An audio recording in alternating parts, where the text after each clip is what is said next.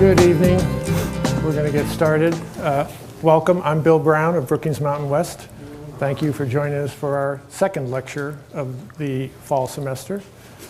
We're pleased to welcome my colleague from Brookings, John Banks.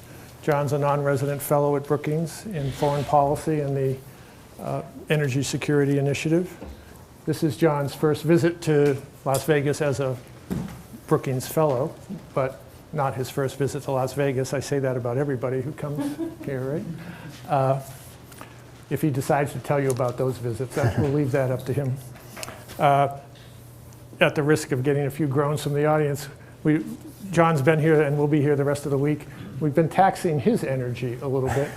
He's been speaking in classes. I know some of you have already heard from John in classes and other talks he's given on campus and meetings with faculty colleagues around here. So he's getting fully engaged, as we like to do with our Brookings colleagues. But we're going to discuss energy tonight, an issue of great importance to Nevada and the nation, and an issue that John will talk about in its historical context, but also in the context of the upcoming election and the extent to which energy is playing an issue in the dialogue, or perhaps not playing an issue in the dialogue. John? Great. Thank you.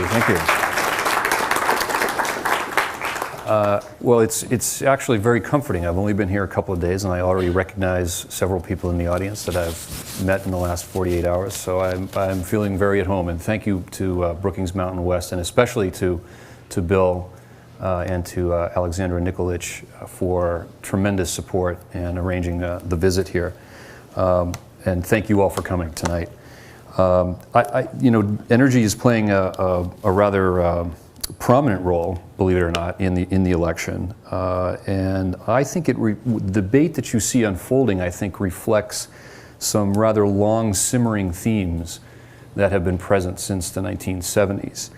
So tonight, what I wanted to do was to provide first a bit of historical context, or sort of a lens or an analytical framework through which to view the current policy debate. In particular, highlighting a few recent energy developments, energy trends.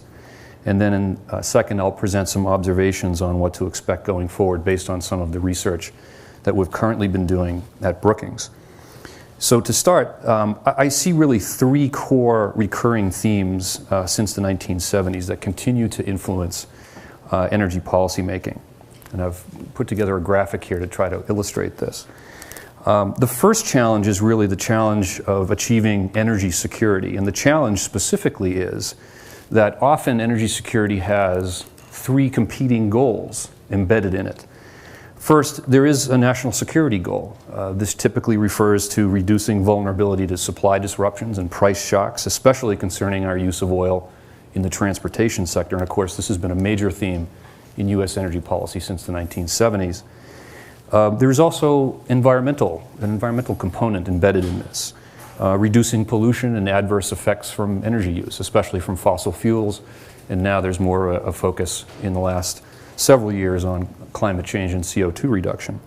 And there are also economic goals, or an economic component to achieving our energy goals. Keeping prices low, using energy policy to raise revenue, or spur a particular technology or sector. In the U.S., we've been constantly engaged in balancing these and trying to prioritize these sometimes conflicting goals. When I say conflicting goals, think about, for example, the debate over shale gas in the current environment. And I'll get into this a little bit more in detail. But you see proponents arguing that it is a great economic booster and it can create jobs. But skeptics or critics point out its environmental flaws. So you see the tensions there just in the shale gas debate, among others. Also, goals change over time. In the 1970s, we used oil in the electricity generation sector, and we put in place policies to back oil out of electricity generation and promoted coal. And now we are not promoting coal. We're trying to get coal reduced in the electricity sector. So these goals change over time. The second major theme is the role of government. What is the right mix of policy approaches? Is it a more market-based approach, or regulatory-driven, or command and control? And where along the spectrum do you fit? What is the right way, if any, for government to influence or participate in the market? We hear a lot of criticism about government picking winners in fuels or technologies or sectors, specific policies for specific fuels, for example. And there's growing support for government to promote a portfolio approach. The theme being that our challenges are so complex that we really can't rely on just one fuel or one approach. And as one utility CEO phrased it a few years ago, we need silver buckshot and not a silver bullet. Today, this is called an all-of-the-above approach or an all-in approach. So the theme of what role the government should play in energy policy is also a major theme. Thirdly is the tension over supply-side and demand-side policy approaches. After the 1970s, there was an increased focus on alternatives to fossil fuel supplies and on the demand side, efficiency and conservation. And to this day, we see the tension between those advocating different supply-side solutions as well as how to balance supply options versus demand-side options. So where on the spectrum does your policy fall in terms of promoting the supply-side solutions or demand-side solutions, and within the supply side, whether it's fossil fuels or alternatives. So as you think about the energy policy debate and the key issues I'll raise tonight, think about how they are framed within these themes: meeting the varied energy security objectives, determining the role of government, and balancing supply and demand policy approaches. So now, taking these themes, I want to look at two major transformative energy trends in the US. The first is the boom in unconventional oil and gas production, and the other is the growth in clean energy technology. First, let's take the unconventional hydrocarbon side. Most of you have heard about the rising production of unconventional natural gas, or shale gas. And I've got a few slides here that draw on data and charts from the US Energy Information Administration, which is where most of the information here comes from. Shale gas has spurred a truly dramatic transformation in the US energy sector. From the late 1990s until about 2005, gas production was in decline in the United States at the same time that consumption was increasing, leading to more gas consumption being satisfied by imports. And in this period, you had investors looking at and companies looking at building LNG import terminals to satisfy this demand. So there on this chart, you see domestic production declining, consumption sort of rising here. Here's the import gap. Now, this trend has been completely reversed by the confluence of technology, the combination of horizontal drilling and hydraulic fracturing, as well as high natural gas prices up to 2008, prompting increased production from previously uneconomic, unconventional plays. And shale gas is a huge resource base. In this slide, we see in the, we see in this top bar is the shale gas component of total reserves. And it's been increasing steadily to this bar. Now, the EIA, I have a little note here that the US government has been revising these reserves of shale up and down. That's particularly due to some changes in the Marcellus estimates. But regardless, you still see a trend up and shale gas playing an increasing role as a component of total reserves. Now, most estimates of total gas, that's this whole bar, most estimates range from anywhere from 1,800 to 2,500 trillion cubic feet. And just to put that into a perspective, we consume about 23 trillion cubic feet. So when you hear the president and others say we have about 100 years of gas, this is basically where it comes from. If you look at about 2,000 TCF of total reserves and current consumption around there, that's about 100 years. That's where that figure comes from. And shale gas has risen dramatically. In 2000, shale gas accounted for about 1% of total gas production. It accounted for 23% in 2010, and the EIA has it reaching almost 50% of total US production by 2035. So it is an abundance of riches, and certainly we don't need to be importing gas at this point with these trends. Now, the shale gas revolution in the US is also a catalyst for another dramatic transformation in US oil production. The same techniques used for extracting shale gas are being used to extract oil from shale. And this is called tight oil, the tight part of it referring to the low permeability of the geologic repository that it's found in. U.S. oil production increased 15% between 2008 and 2011. And take note that in 2010, more than 50% of all new oil and gas wells drilled in the world were drilled in the United States. And this increased production, along with flat or declining demand, is leading to declining imports. In this picture, you can see we were at about imports representing at about net imports at 60% of consumption. It fell to 49 in 2010. Most recent data has it at 46, and the EIA sees net imports as a percentage of consumption going to 35%, due mainly to this boost in domestic production from lower 48 onshore plays. This is the total projection, and this is where it's coming from. It's not lower 48 offshore, it's not Alaska, it's onshore. This is in reserves such as the Bakken Shale in North Dakota and Eagle Ford in Texas, and there are others. Now, most projections have U.S. onshore production in the lower 48 continuing to increase through the 2020s and then sort of leveling off as this depicts here. And this is really all led by tight oil. This chart comes from CitiGroup that did a very bullish report on U.S. oil production just this past spring. And you can see the light, this is Bakken, this is Eagle Ford. These are the two big producing regions right now of this resource. These others in these shades of gray here, the Permian Basins and Granite Wash, those are in Texas. Niobrara is a shale play in Colorado. Anadarko is in western Oklahoma.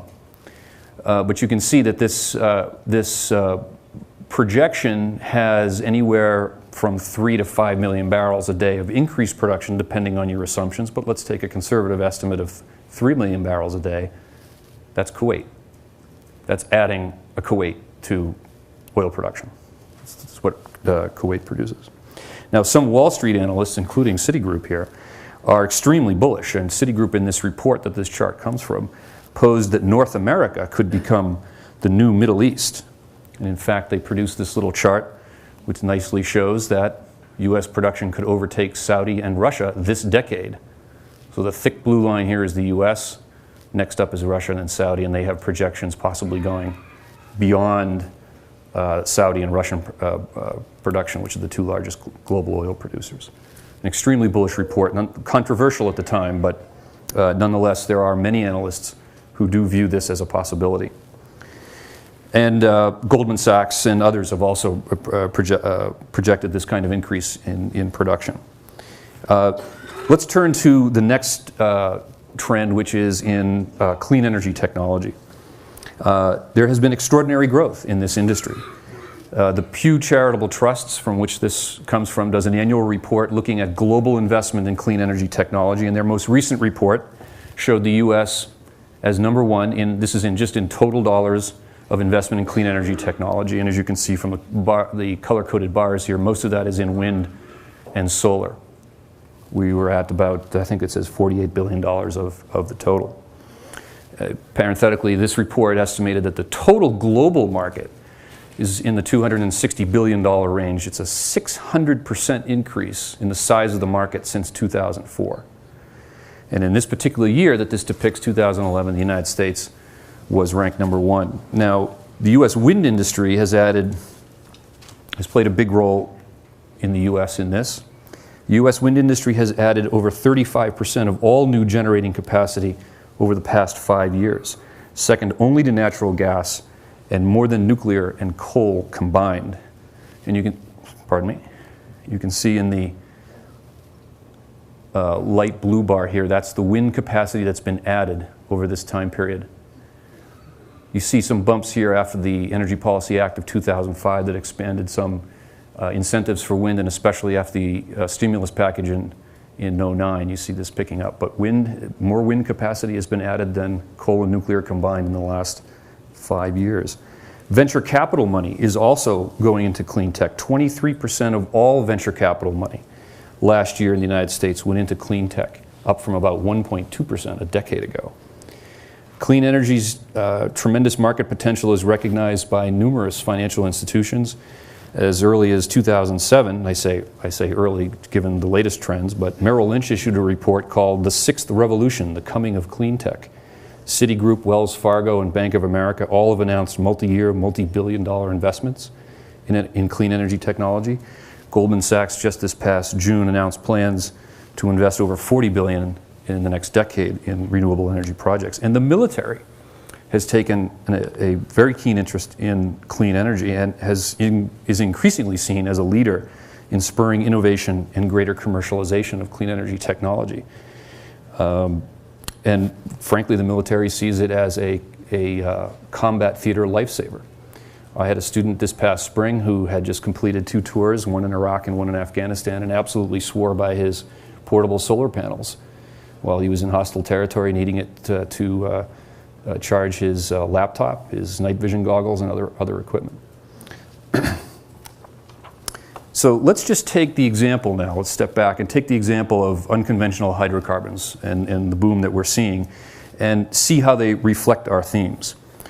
We'll sort of plug them into our little chart here. Proponents of shale gas and tight oil argue that there are numerous benefits that we could achieve, for example, national security goals. There is the potential for greater domestic gas use in the transportation sector, largely in fleets at this point, thus backing out oil use and reducing imports and increasing national security. We have so much gas now that there are plans to liquefy it, turn it into liquefied natural gas, LNG, and export it. And many see major political and national security benefits of this. Perhaps these increasing exports on the global market can help moderate prices and reduce the power of some other producers like Venezuela, Iran, and Russia, or provide alternative supplies to major allies in Europe and in Asia. Japan, South Korea, and Taiwan, for example, are major importers of LNG. Proponents of tight oil also talk about how it can reduce imports, reduce the money we send overseas, reduce our dependence on unstable regions, decrease the power of Middle East and OPEC, and possibly even reduce the need to protect sea lanes and deploy military assets in the Middle East. Shale gas also can help meet environmental goals, especially backing out coal in power generation. And this has been a major benefit of using increased gas and is cited quite frequently. There are also economic goals that can be met. Proponents say exploiting this resource creates jobs at a time when we need them. It has also had other tremendous economic benefits. For example, in creating what some call a manufacturing renaissance. The idea here is that gas is a feedstock for many industries, especially energy-intensive industries. And these cheap supplies, this cheap feedstock, is prompting a building and expansion of petrochemical facilities and other manufacturing facilities in the U.S. Dow Chemical, for example, has decided to build facilities in the U.S., something they did not consider doing as recently as 5 years ago. But now, because of the cheap gas and cheap feedstock, they are. Now, of course, there are always counter-arguments to all of these in our little matrix here. Opponents or skeptics say, well, even if you do use more of this oil, you're still subject to global oil market price dynamics. It's not necessarily the volume and where you get it, it's the fact that we participate in the global oil market, and regardless of how much we produce, we would still be susceptible to price changes globally. Those who argue that it could help in the transportation sector point out that yes, maybe in fleets that could be the idea, but passenger vehicles represent most of the fleet, and right now the infrastructure is simply not there to have significant gas penetration in passenger vehicle fleet. On the environmental side, the skeptics and opponents, critics will say, well, if the idea is to move away from fossil fuels and move away from carbon-based fuels, this doesn't really help us now, does it? Regardless of how much we have, because they're still carbon-based fuels. There are obviously, as many of you know, most of you know, concerns over the hydraulic fracturing process to get the shale gas out of the ground. We'll talk a little bit about that in a minute. And cheap gas is also making some low-carbon options uncompetitive. There are some very interesting market dynamics going on in the power sector as a result of this expanding gas, and it's complicating the picture for the future of some alternative fuels to fossil fuels. And of course, arguments abound about job creation gains being overstated. What study are you using? What are your assumptions? How do you define creating jobs, etc.? On the LNG side, there's an interesting debate emerging here. As I mentioned, there are some that are proposing to take our abundant gas, or some of it, convert it to LNG and ship it out as exports. And there are those, including companies like Dow Chemical, who have come out and said, why would we want to do that? If you start exporting this resource, you're going to put upward domestic price pressure. Prices are going to rise domestically just at a time when we have this cheap feedstock. Why do you want to do this? I would watch this. This is going to be an interesting debate, regardless of who becomes president. Now, there are other themes, of course, surrounding all of this, right? While this argument is going on about whether shale gas and tight oil can meet these various goals or whether they don't, there's a question about what the role of government is. There's a very heated argument going on right now, particularly around shale gas, about do you need more regulation or less regulation? Is it going to be federal? Is it going to be state? Is it the right amount? Can we regulate it? And this is a debate about the role of government in this process. And of course, it fits into our theme of supply versus demand. With these abundant resources, there is now a very direct focus on using these domestic fossil fuel supplies to meet some of our goals. So this comes in to influence the argument as well. Now, I want to step back. I promised to talk about a couple of issues here. I want to talk about these two, the fracking concerns and the cheap gas, because there's some interesting things going on this side. Now, skeptics and critics of expanded shale gas and tight oil, as I mentioned, argue that there are significant environmental consequences of greatly expanded hydrocarbon production and transportation, and shale gas in particular has come under scrutiny for potential environmental impacts. This photo I took, I'm not a professional photographer, as you can probably note. Now, I actually live in New York City, and the Marcellus Shale, which is one of the largest shale basins in the United States, the northern part of it reaches into New York State. New York City gets its water from the Catskills upstate, so there's a very controversial question here about whether fracking should be allowed in New York in the Marcellus Shale. The state of New York currently has a moratorium on shale gas drilling until such time as revised environmental regulations are drafted. The Department of Environmental Conservation has issued a draft of those regulations, put them out for public comment, and as part of that, they scheduled 4 hearings throughout the state. One of them was in New York City, and this is the one I went to. Now, as you can probably imagine, most of the people who, this is outside the hearing actually, not inside, most of the people who showed up were very anti-fracking with signs like this and expressing their concern over the process. There is currently, this was back in November as the date shows there, the public comment period is still open and the DEC is still considering all of the public comments. And just recently, just last week, the governor announced that the process would continue until next year, so it's still not decided. But it's prompted some heated discussion. This is a bumper sticker photo I took. Criminalize fracking, shale gas drilling is ecocide. It has generated some very visceral responses. Now, the concerns revolve principally around several things. The first is water, and principally the questions over how fracking might affect the quality, both surface water as well as groundwater, aquifer contamination. Concerns over the volume of water. Hydrofracturing is a very water-intensive process, and depending on where you are and the number of wells you've drilled, et cetera, may have varying impacts on local water resources, as well as disposal. Once that water comes back out, what do you do with it? How is it treated? How is it stored? What eventually becomes of it? There's some concerns over that and how it's regulated. We're seeing some focus now on issues related to greenhouse gas emissions. Now, from the very beginning, almost everybody, including the environmental community, thought this was a great benefit. We can use shale gas, we can use gas to start backing out coal because gas has half the carbon that coal does.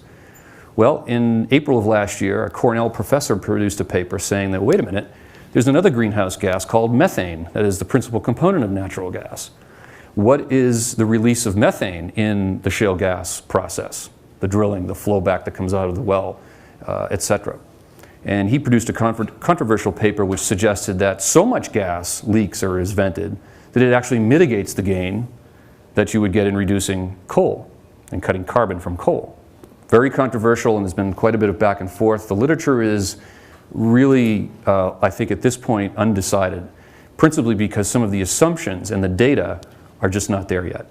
in terms of how do you measure what types of wells, how comparable are the wells. I don't think there's any question that shale gas drilling and unconventional wells do emit more methane because of the different process from a conventional well. But the jury is out as to what assumptions you make about what the leakage rates are, et cetera. But this is an issue that's getting increasing attention. And of course, impacts on air pollution, surface disruption, lots of trucks riding down roads, lots of diesel fumes from compressor stations, trucks, et cetera. And there has also been some concerns over seismic activity. The fracking process involves sending down a perforating gun and creating small explosions to create the initial fissure in which the water is pumped into to split the rock. And there's been some studies looking at, does this cause or make it easier for seismic activity to take place? Again, I think the jury is out. There have been several cases where there's been increased seismic activity in a zone near hydraulic fracturing, but that doesn't necessarily prove a direct link, so there's more analysis needed on this. Now, these environmental concerns raise the question of how and whether to regulate unconventional hydrocarbon production process. I've really seen the debate shift. You know, initially, at least in New York anyway, initially the environmental community was embracing shale gas. This is going back now 4 or 5 years. And at the most, you might have had a sentiment, well, let's wait until we know more, but let's figure out a way to use this resource. But it's shifted. At that DEC hearing that I was at, I think I saw more people say that there is no way to safely regulate this process. So it's shifted from let's slow down, let's find a way to regulate the process and mitigate the environmental impacts, but this is an economic resource we should be taking advantage of, to no, this is not a process that can be properly regulated, that cannot be regulated. And lastly, last comment on this, I would say that while initially the focus was on underground aquifer contamination, I think I see the focus shifting, as I mentioned, to two things. First is the issue of the methane emissions, but also the issue of above ground water disposal issues.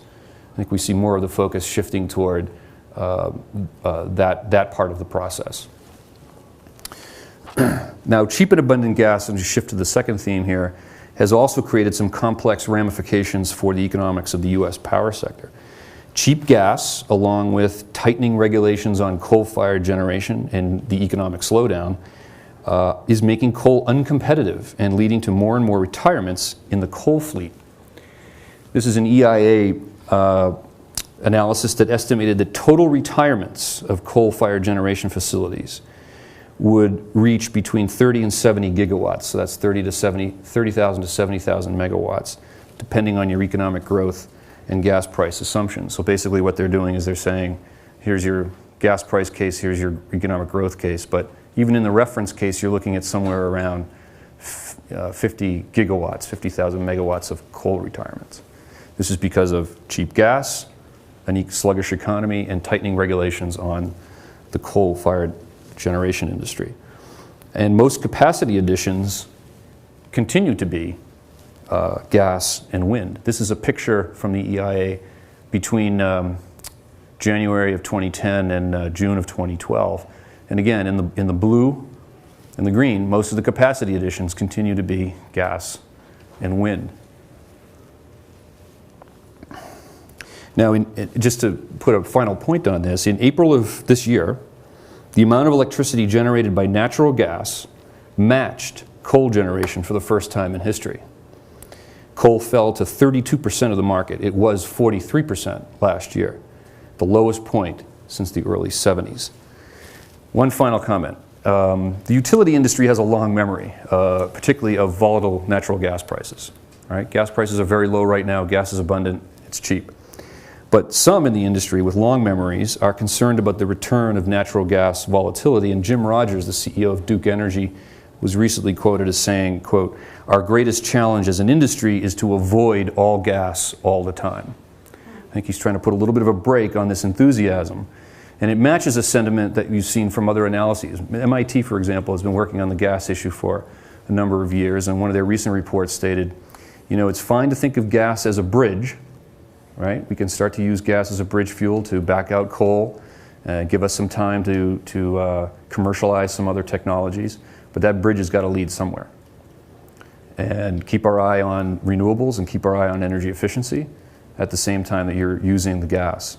And also, let's also keep in mind that if you have very high CO2 reduction targets, if you want to reduce CO2 by 80% by 2050, whatever the target is, gas still emits carbon.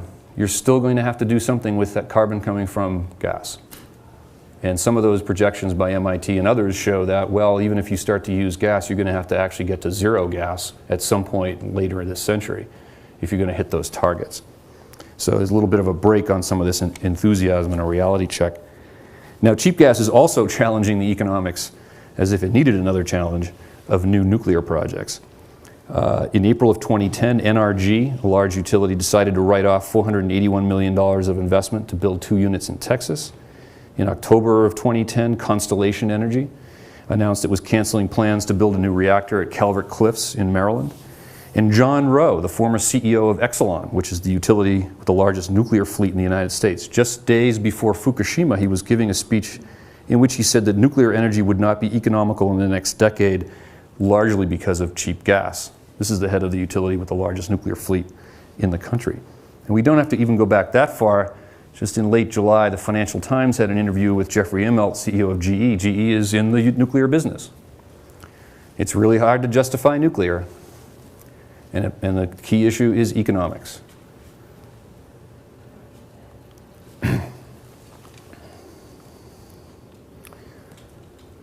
So gas is good for reducing CO2 emissions by backing out coal, but it is really challenging nuclear and coal.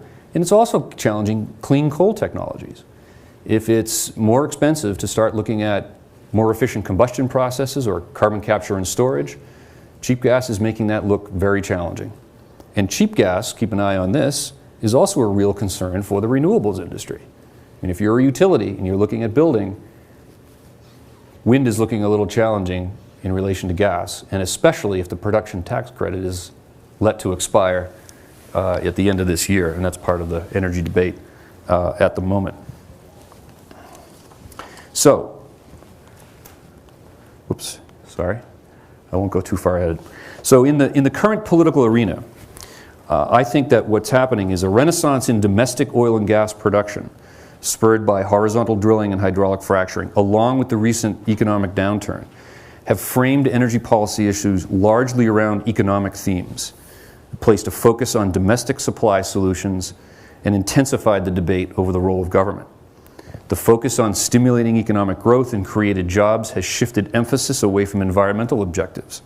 And any discussion about climate change as a major policy goal has really all but disappeared. Neither the Obama nor Romney campaigns have talked much about the words climate change, although there was an exchange of barbs in their respective convention speeches. The appropriate role of government is also a major theme. This is perhaps most evident in whether or how the government should support clean energy technology. The era of rising deficits and shrinking budgets is increasing pressure to reduce government programs. For example, see the debate surrounding the extension of the production tax credit for wind, which is, as I mentioned, set to expire in December, and the loan guarantee program under which Solyndra received government money. Supply-demand tensions are also a central part of the debate, with many calling for government to get out of the way and allow the development of abundant fossil fuel resources to achieve our economic objectives and enhance national security. Supporters of the Keystone XL pipeline, opening up more onshore and offshore hydrocarbons for exploration, and rolling back EPA regulations on coal-fired power generation are illustrative of this theme. So in comparing the specific approaches of President Obama and Governor Romney, we see these themes playing out. Let's take the approaches of the president first.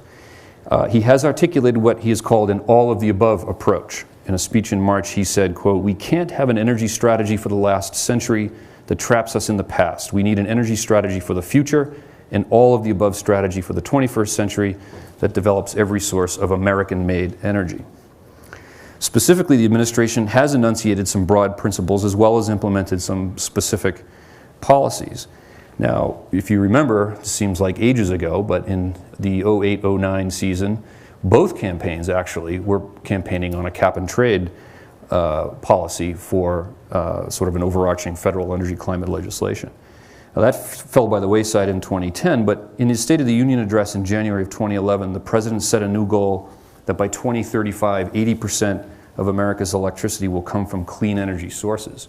And he proposed a specific policy tool, a clean energy standard, which would include nuclear, gas, and carbon capture and storage, for example. Senator Bingaman of New Mexico followed up with a clean energy standard piece of legislation, and certainly one can argue whether that will go anywhere, and he even was skeptical that it would. But it reflects the fact that the administration has certainly offered a very high-level endorsement of a specific policy tool to achieve a specific policy goal. In lieu of a comprehensive federal energy climate policy, we basically have a de facto national energy policy, which is the American Recovery and Reinvestment Act of 2009, the stimulus, which was passed in February of 2009. This is not an energy-specific piece of legislation, but it allocated $85 billion, or 11% of the total, for clean energy support, including subsidies, mandates, and other support for renewable energy, smart grid, electric vehicles, etc. And, as I mentioned, the president continues to support clean energy technology policies, especially the extension of the production tax credit for wind.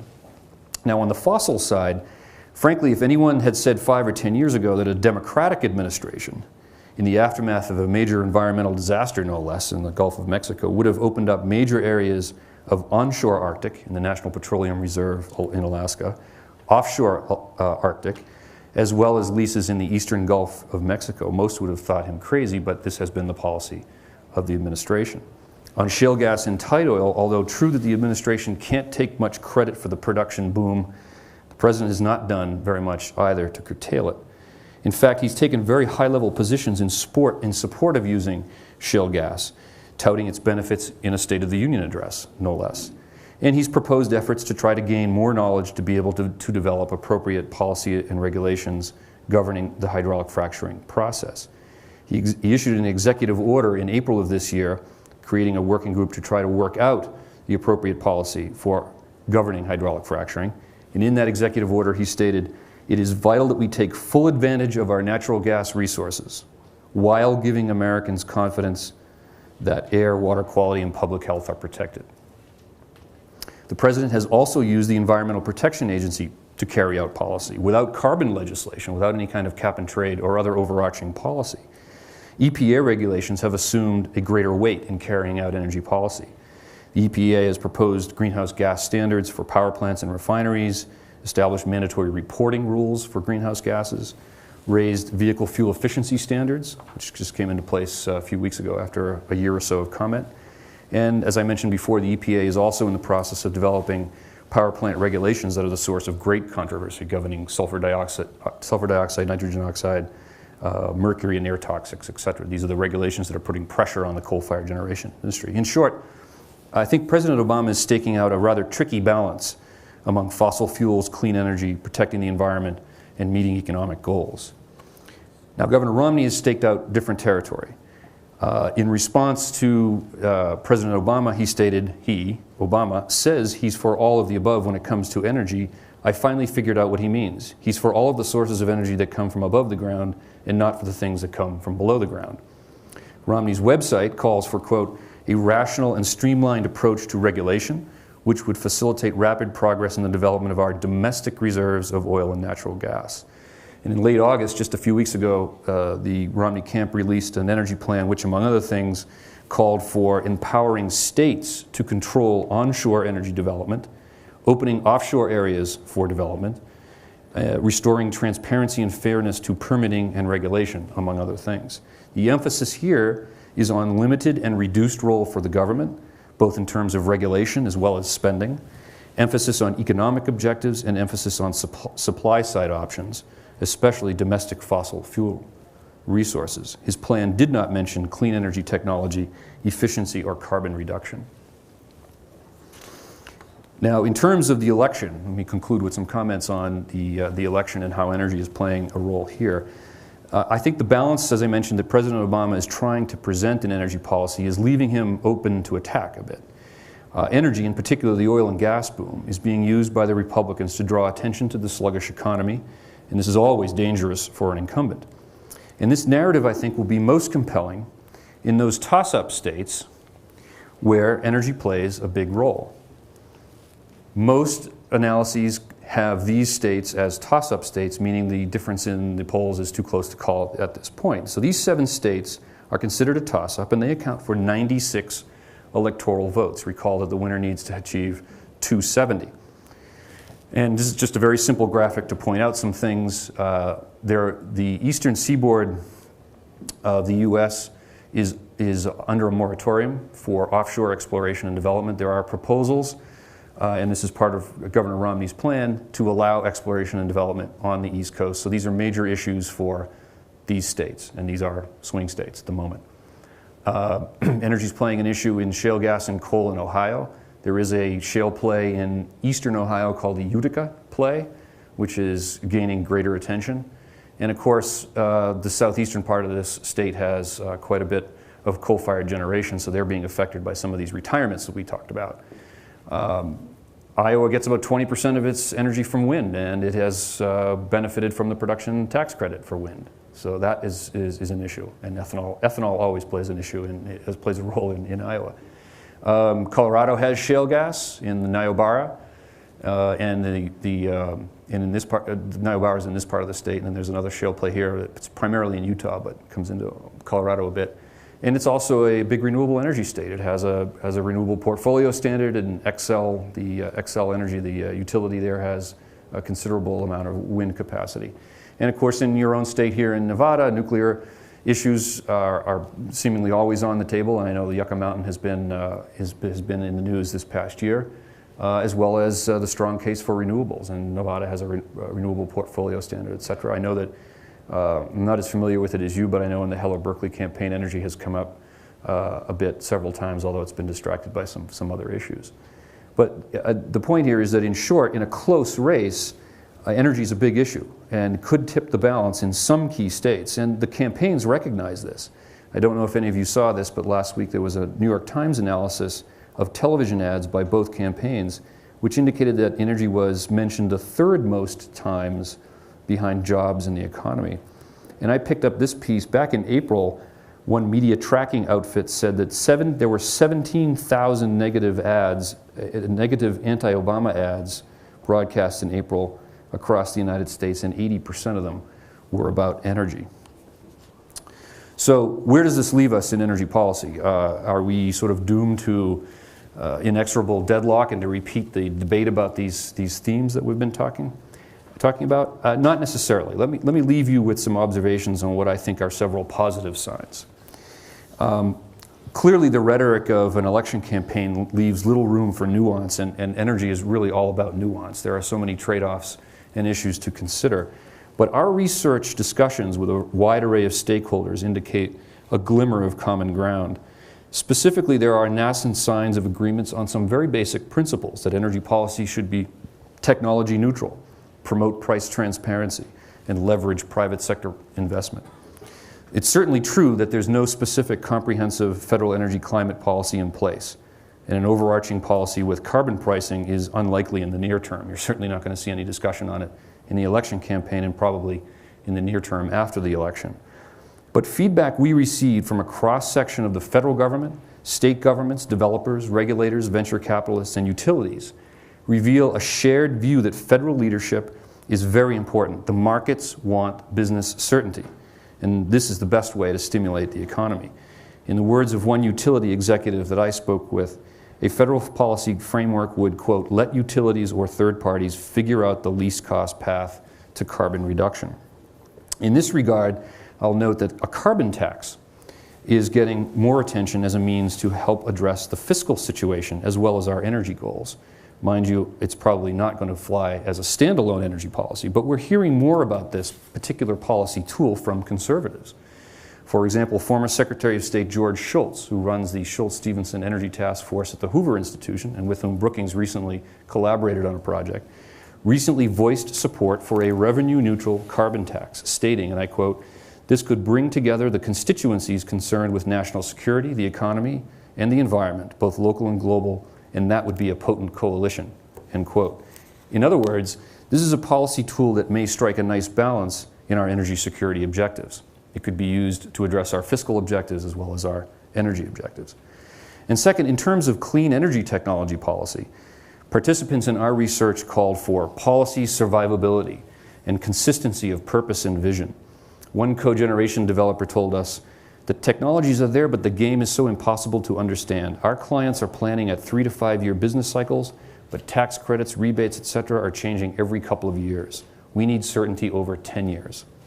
We heard a widespread view that financial mechanisms need to be smarter.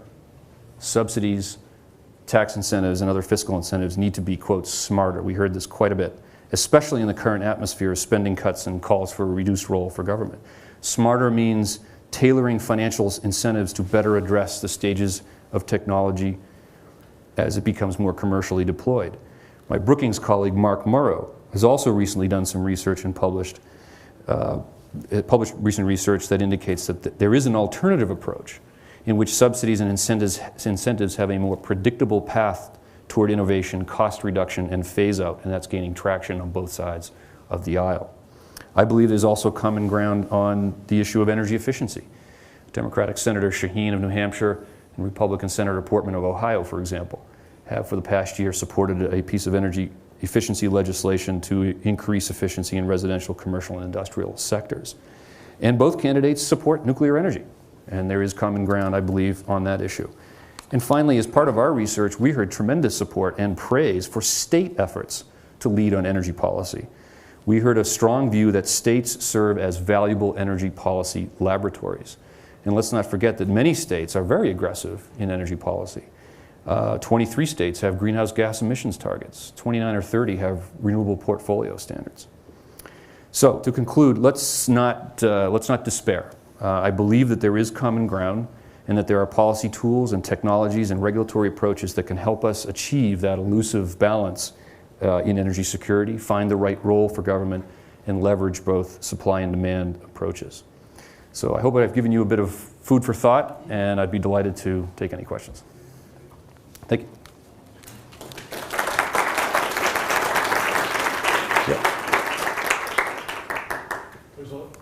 Within your presentation, there's an enormous amount of information spanning geology, finance, science. What is your background so that you can digest all this information and present it? What's your academic and professional background? I have a master's in international affairs with a focus on international economics. And for about 20 years, I was a management consultant working in emerging markets and developed markets as well, primarily in the electric utility industry, but also in other energy sectors. In the last 3 to 5 years, I have been teaching as well as supporting the energy security initiative at the Brookings Institution. So I sort of shifted out of full-time consulting and I'm doing more of the academic research and teaching. Yes? You've talked a lot about the creation of energy, but what about the delivery? Is upgrading to the smart grid going to really save that much that we would rely on the production?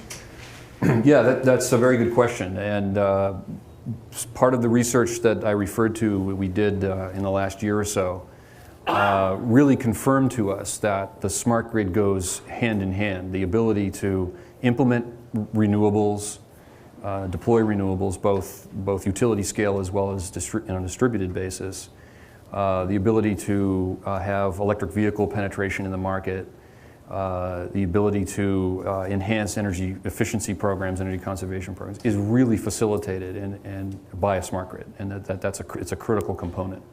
The ability to have the tools to communicate so that consumers know what they're consuming, utilities know what's going on, can respond more rapidly to events on the system.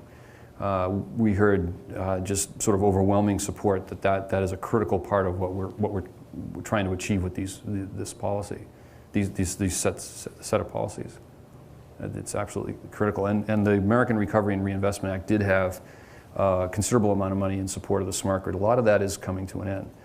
With regard to the other part of your question, there is a group called the Institute for Electric Efficiency in Washington. It's an affiliate of the Edison Electric Institute, which represents the investor-owned utilities. And they do great research showing the impact, the potential carbon reduction and the potential energy savings through pilot programs. They've done actual pilot and demonstration programs with smart meters, looking at how consumers react to it. And most of that research, I don't have the numbers at my fingertips, but most of that research shows considerable decrease in, we're talking, over a period of half a year, 5 to 7% decrease in consumption. So that the pilot and demonstration projects are showing great benefits. That's not to say that there aren't challenges in implementing the smart grid concept, but yes, sir. Basic geology. This fracking process to release gas and tight oil, is it unique to America, or do we just have the technologies? Could other countries do the same thing? I dare say that it's unique to the United States. The history of it is that there's a gentleman named George Mitchell who ran a company called Mitchell Energy. And in the 70s and 80s, he owned leases that had shale and was trying to figure out a way to get the gas out. And he was experimenting with this horizontal drilling and hydraulic fracturing process to try to figure out how to do this economically. So it is largely a US grown technique. He subsequently sold his company to, I think, Devon Energy, and then it went from there. The other part of that question is there are other countries who have shale gas, and the U.S. Energy Information Administration did a piece of research on where that shale gas is. There's tremendous resources in China. Big surprise, China seems to have tremendous resources of everything. Argentina, France, South Africa, Russia, Ukraine. I mean, there's a number of countries that have significant reserves. Now, the huge question is whether or not they have the ability to get it out of the ground. I mean, I was just in the Czech Republic with some researchers who were looking at Poland. Poland has very large shale gas resources. Poland would love to use that gas to reduce their coal-fired generation, and they would love to use that gas so that they don't have to buy Russian gas. But they have a very different regulatory framework, very different mining rights. There's no such thing in Europe as owning the mineral rights under your land. It's not owned by the person who lives on the land, it's owned by the state. So you got a very different regulatory and legal framework. Not to mention some other technical challenges. I'll just mention in China, it seems like most of the reserves of shale gas have been identified in the western part of the country. Well, the western part of the country doesn't particularly have a lot of water. And it's a very water-intensive process. Yes, and then up here. Yeah, it's a very viable concern, the price of natural gas. You get about 6 times more BTUs out of one amount of coal as you do natural gas. Only time it's economically feasible to use natural gas is when the price is very low, like it is now. But it's been as high as $15 a million cubic feet. If it goes up again, the economic impact to plants is going to be tremendous. It's exactly what Jim Rogers and others in the utility industry who have longer memories are reminding people about. You're absolutely right. You're absolutely right. It peaked, the price was $14 or $15 a million BTU in 2007, 2008.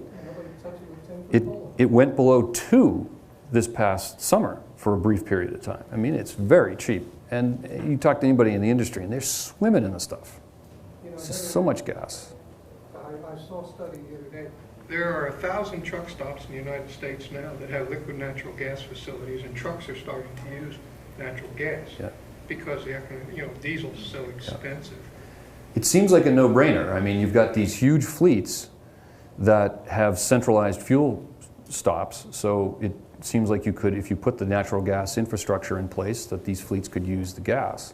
There is a piece of legislation floating around, and this is interesting how it ties into the themes here. It's called the Nat Gas Act or something like that. And it's essentially a piece of legislation that's designed to promote the creation of more centralized fueling facilities, provide support for trucking companies that want to convert vehicles, right? So there's supports for trying to get greater gas penetration in fleets. Well, it flew for a while, but guess what? It lost a lot of support because of the debate over, well, wait a minute, why should the government be promoting this particular industry or this particular technology? The bill had bipartisan support, but about 20 Republicans pulled their support because in the election season they were seen as supporting a subsidy or an intervention of the government in the market, and that's a no-no. So they pulled the support, and the bill is floating out there in space somewhere now. There may be pieces of that have some rationality to it, but the bigger picture is that it got caught up in the debate over the proper role of government and how much government should be spending and whether we should be picking winners and supporting a particular technology. Sorry, you had a question first. Yeah, you touched briefly on carbon sequestration. And since you mentioned the decline of coal, do we just see that as kind of a pipe dream now? Or, Do we see what is a pipe dream? coal or carbon sequestration? Oh, yeah. Well, you know, there is a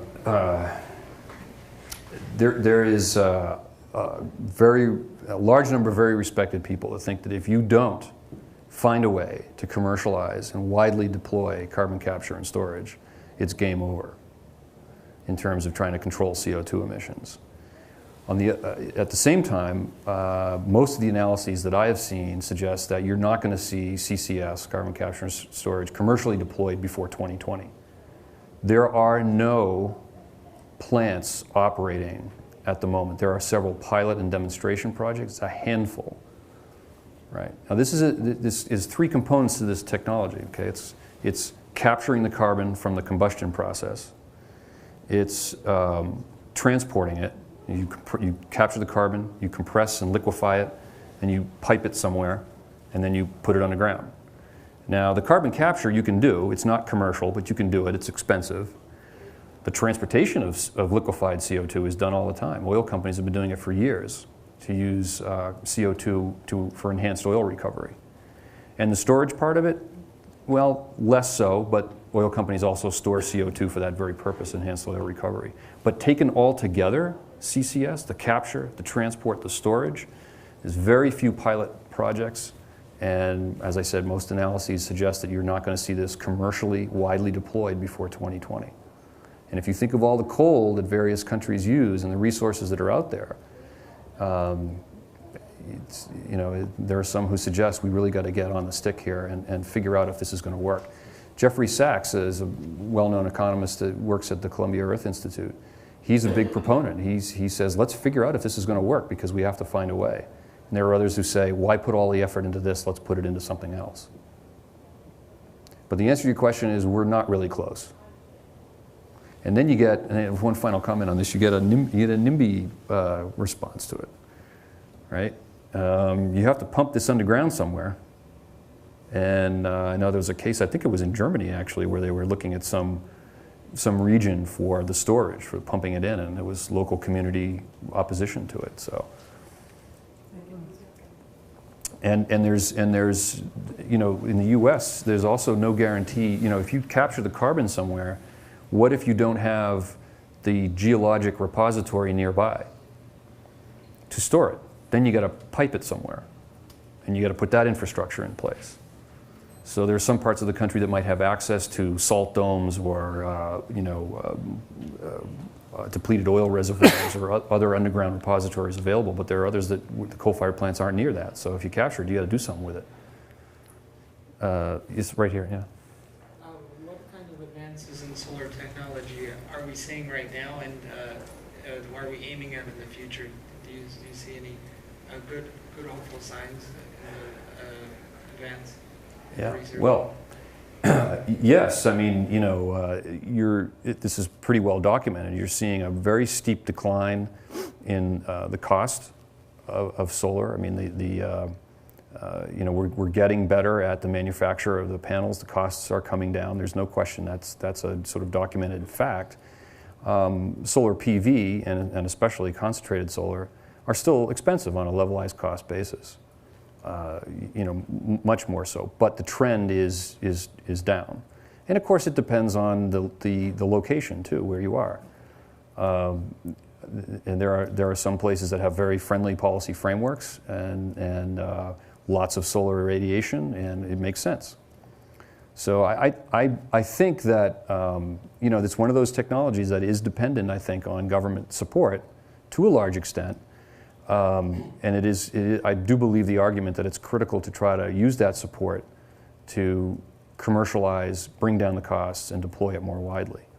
But as I mentioned, what we hear in our research is make the supports smarter, right? Don't just have, like in the production wind tax credit, for example, the production tax credit for wind, it's 2.2 cents a kilowatt hour.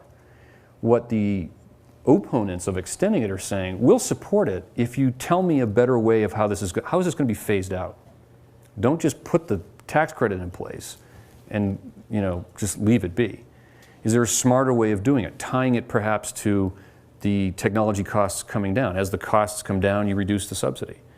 Do you tie it to the number of turbines put in place? So as you deploy more, the subsidy goes down. What's your off-ramp? What's your exit ramp look like? Maybe you tailor it to, maybe the subsidy is higher in places where there's less wind and less transmission. But the subsidy goes down where it's windier and it's more transmission friendly. You can hook it up, right? So this is a smarter way of implementing the subsidy. That's why I think there's some common ground here for both sides in trying to figure out a smarter way to promote the technologies. Yes. Sorry, one here and then here. Sorry. Go ahead. Please. I read an interesting article one time, I think it was out of Milken, that advocated a stepwise, pre-programmed, visible increase in the gasoline tax in an effort to drive efficiency through customer demand and ultimately through production of more efficient vehicles, with the proceeds going into a lockbox for rapid transit and things like that. Right. Recognizing that would not be a very popular topic during the political campaign. Is there any support for that anywhere? Yeah, I think your short answer is no. From a pure economic standpoint, it makes all the sense in the world. Right? Tax the things you don't want, and don't tax the things you want. The federal gasoline tax is 18 cents a gallon. Okay, each state has a gasoline tax as well. But the federal tax is 18 cents. That hasn't been raised since 1992. The average tax on gasoline in the U.S., fed and state together, is 36 cents. It's really cheap. And if you take into consideration that it was 18 cents, almost two decades ago and hasn't been raised. From an economic standpoint, I mean, there are tons of analyses that show this just makes sense. Try to find a way to raise the tax, and you can do all sorts of good things with that. Reduce pollution, drive efficiency in vehicles, all sorts of things. But frankly, there's just no political appetite for it. It's the age-old question. Yeah. So from the state energy policy level, I sense a fundamental mismatch of incentives between the RPS and kind of what's happened in natural gas in the last few years. Do you see a tension there? I mean, particularly among states like California with more ambitious RPS, does this tie their hands in the long run in terms of investing in natural gas infrastructure? You mean a mismatch between the RPS promoting renewables and then all of a sudden we have all this gas? I don't think so. I mean, you also have to, some of the states also have carbon reduction targets. So if you have coal and you have access to gas, that's one way to meet the state's reduction target, for example. I haven't seen very much on the particular tension that those directions might play. Utilities know what their state RPS is. The RPS varies by state. Some states include efficiency, and not many include gas. Some include district heating or combined heat and power, CHP. I haven't seen very much on that. I mean, let's put it this way. If you can use gas, you will, and pass on the savings to consumers, and that's a big win-win. So I haven't seen very much tension on that front. I guess there's enough coal to retire. Well, when you consider that half the fleet, let's see if I get this right, a third of the fleet is over 50 years old. A third of the fleet is over 50 years old. And some of that fleet is small, inefficient units. We're talking about a 300 megawatt plant that may not have the selective catalytic converter or the scrubber on it, right? So this is why the EPA's regulations are going to hit those older inefficient plants, because it doesn't make sense for a small 300 megawatt inefficient plant to invest $350 million for a scrubber. So they'll close. And the utility industry is not monolithic in opposing this. Obviously makes sense, right? If you're a predominantly coal-fired utility, you hate it. But there are other utilities who say, these plants shouldn't be running anyway. Yes? Question about oil reserve. So we're going to be practically oil dependent with the new finds and fracking and that kind of thing. What are we going to do with it? We haven't built a refinery in this country in 30 years. Well, this actually is the infrastructure question is a big one. You know, there's not that much infrastructure in place to get the oil from the Bakken Shale in North Dakota to Cushing in Oklahoma and then to the Gulf Coast. This is a part of the Keystone XL debate. What they're doing is they're shipping it by rail, which has posed some challenges. There are plans on the books to extend and build pipelines, but you point out a good point, which is, you know, getting the permitting and dealing with the regulations and perhaps environmental opposition to building pipelines and refineries and gathering stations, et cetera, to get the oil where it needs to go. If you pipe it to Beaumont, the refineries in Beaumont can only handle so much. They haven't expanded in years. Right. What's happening is these Gulf Coast refineries were built largely to handle heavier sour crudes. The Bakken is light sweet. So the refineries are really stuck. I mean, they've got light sweet coming in and heavy sour coming in, and they've got a challenge in how they're going to meet this kind of changing mixture of oil that they're getting. So the infrastructure question is a big one, along with the environmental concerns with fracking. Yes, and then one here. No, go ahead. You first. How easy is it to train for these jobs for fracking? I know that oil drilling itself is a very technical job, but is there positions at all levels? I really don't have an answer to that. This is this crazy debate about jobs. You know, I was talking to someone today about this question. You know, you can see all sorts of studies. This will create this 100,000 jobs. This will create this 100,000 jobs. No, we got more jobs than you. You know, frankly, I'm getting a little tired of it, because I don't personally think that energy policy should be used to create jobs. Right? Energy policy is for energy objectives. If it creates jobs, great. But there are things called fiscal policy and monetary policy and labor-related policy. There are other tools that are more efficient and directly targeted toward those objectives. But this business is saying Keystone will create 500,000 jobs, and somebody else comes out and says, well, no, it's actually 20 because some of those are temporary. And, oh, you didn't count the indirect jobs, just the direct job. You know, at this point, I don't read these things anymore, because I just don't know where they're getting the numbers. Everybody's assumptions are different. I mean, it's true with most analyses along these lines, but the broader question is, I just don't like the use of energy policy for creating jobs. I think I know why the focus is there. I want to create jobs too, and I would too if I were in any administration. But I just don't know if I see the efficiency of using energy policy to do it. You get some perverse impacts from doing it. Adele Morris from Brookings, I think, will be here in a few weeks, and she's someone who's talked a lot about this question.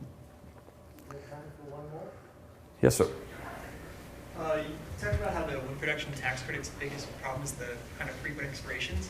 If there were some more like a predictable investor environment where it would be more sustainable, would that be the most effective financial incentive for kind of stimulating industry? That's what we heard. I mean, it wasn't just from the wind guys, the wind developers. I mean, we heard it from cogeneration developers who were, you know, talking about gas systems. So it's not just the non-fossil fuel folks.